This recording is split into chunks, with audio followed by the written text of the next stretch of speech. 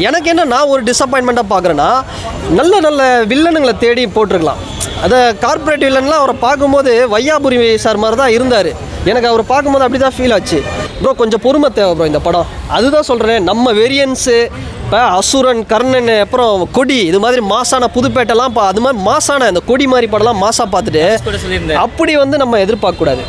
Dhanush sir எப்பவுமே எனக்கு தெரிஞ்சு ஒரு படம் குப்பை படம் இது தனுஷ் இதுன்னு இருக்காது. ஏதாவது ஒரு விஷயம் இருக்கும். ஏன்னா கமல் சார் தான் என்ன பண்ணுவார்னா ஆடியன்ஸை ஃபிக்ஸ் பண்ணுவார். நான் என்ன பண்ணுறேனோ நீ அதை பார்க்கணும் அப்படின்னு பழகி வச்சுருப்பாரு.